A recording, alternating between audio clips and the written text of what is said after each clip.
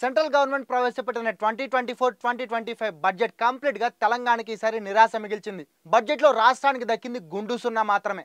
అచ్చం last year అంటే 2024 మాదిరిగానే ఈసారి 2025 కేంద్ర బడ్జెట్లో కూడా తెలంగాణకి కేంద్రం అన్యాయం చేసిందనేది ఇప్పుడు తెలంగాణ వాదుల మాట. ఏకంగా సీఎం రేవంత్ రెడ్డి సైతం మనం అడిగిందేంటి, కేంద్రం ఇచ్చిందేంటి అంటూ సీరియస్ అయ్యారు.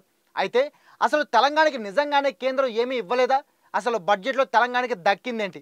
కేంద్ర బడ్జెట్లో తెలంగాణకు కొత్తగా దక్కిందంటూ ఏమీ లేకపోగా బీహార్ అసెంబ్లీ ఎన్నికల లక్ష్యంగా ఆ రాష్ట్రానికి భారీగా నిధులు కేటాయించింది కేంద్రం. కేంద్రం నుంచి వచ్చే గ్రాంట్లు పెంచాలని తెలంగాణ ప్రభుత్వం గట్టిగా అడుగుతున్నా బడ్జెట్లో గ్రాంట్ల గురించి మాట్లాడకపోగా కనీసం రాష్ట్రం ప్రస్తావన కూడా తీసుకురాకపోవడం నిజంగా షాక్ ఇచ్చే విషయం.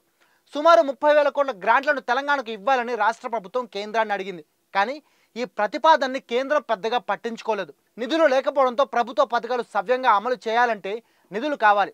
ఆ నిధుల కోసమే ఈ గ్రాంట్లు ఇవ్వాలని రేవంత్ సర్కార్ కేంద్రాన్ని అడిగింది. ఇక్కడ ఇంకో ట్విస్ట్ ఉంది. అదేంటంటే 2024-25 రాష్ట్ర బడ్జెట్లో కేంద్రం నుంచి తెలంగాణకి 21,636 కోట్ల రూపాయలని గ్రాంట్లుగా ఇస్తున్నట్లు కేంద్రం చూపించింది. కానీ గత 9 నెలల్లో కేవలం 4,771 కోట్లు మాత్రమే తెలంగాణకు వచ్చాయి.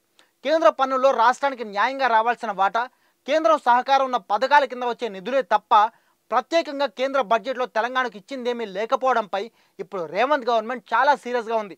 Hyderabad regional ring road, metro విస్తరణ, skills, sports varsity, future city, Musi పునరుజ్జీవం సహా ఇలాంటి ఎన్నో ప్రతిష్టాత్మక ప్రాజెక్టుల కోసం నిధులు మంజూరు చేయాలని రాష్ట్రం కోరినా కనీసం వాటి గురించి కేంద్రం ఏమాత్రం పట్టించుకోలేదనే విషయం బడ్జెట్ చూస్తే తెలుస్తుంది.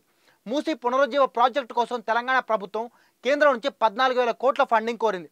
దశల వారీగా అయినా ఈ నిధులు కేటాయిస్తే మూసీ పునరుజ్జీవ ప్రాజెక్టు ముందుకు వెళుతుందని తెలంగాణ ప్రభుత్వం అనుకుంది.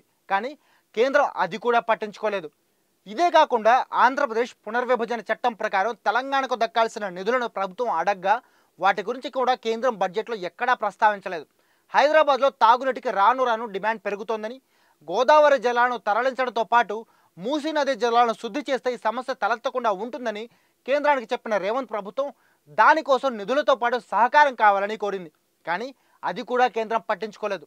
ఏటా కేంద్రం నుంచి పన్నుల వాటాతో పాటు ఫైనాన్స్ కమిషన్ గ్రాంట్లు, సెంట్రల్లీ స్పాన్సర్డ్ స్కీమ్ల నిధులు రాష్ట్రాలకు అందుతాయి. కేంద్రం అమలు చేస్తున్న పథకాలకు సంబంధించి రాష్ట్రాలకు ఇచ్చే సెంట్రల్లీ స్పాన్సర్డ్ స్కీమ్ నిధులు వస్తాయి. ఇవి దేశంలోని ప్రతి రాష్ట్రానికి కేంద్రం నుంచి అందేవి. తెలంగాణ కూడా ఇవే ఇస్తున్నారు. కానీ ప్రత్యేకంగా కేంద్ర బడ్జెట్లో ఇచ్చింది ఏమీ లేదు. ఒక్క మాటలో చెప్పాలంటే కేంద్ర బడ్జెట్ 2025లో తెలంగాణకు పూర్తి నిరాశ మిగిలింది. దీనిపై రేవంత్ సర్కార్ ఆల్రెడీ సీరియస్ మీటింగ్ పెట్టి కేంద్రంతో ఫైట్కి రెడీ అవుతున్నారు.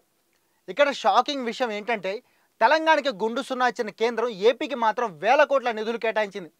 పోలవరం ప్రాజెక్టు కోసం 5,936 కోట్లు, పోలవరం ప్రాజెక్టుకు బ్యాలెన్స్డ్ గ్రాంట్గా 12,157 కోట్లు, విశాఖ స్టీల్ ప్లాంట్కి 3,295 కోట్లు, విశాఖ పోర్టుకి 730 కోట్లు, రాష్ట్రంలో రోడ్లు, వంతెనల నిర్మాణానికి 240 కోట్లు, జీరో బడ్జెట్ న్యాచురల్ ఫార్మింగ్కి 186 కోట్లు, లెర్నింగ్ ట్రాన్స్ఫర్మేషన్ ఆపరేషన్కి 375 కోట్లు, ఆరోగ్య వ్యవస్థల బలోపేతానికి 162 కోట్లు, AP irrigation livelihood improvement project phase 2 కోసం 242 కోట్లు కేటాయించారు. అంటే మొత్తం 23,000 కోట్ల నిధులను ఏపీకి కేంద్రం కేటాయించిందన్నమాట. మరి ఇటు తెలంగాణకి మొండి చేయి చూపించి అటు తమ మిత్రపక్షం అధికారంలో ఉన్న ఏపీకి మాత్రం వేల కోట్లు కేటాయించడం ఏంటో అర్థం కాలేదు. మరి దీనిపై మీ ఒపీనియన్ ఏంటి? కామెంట్ చేసి చెప్పండి.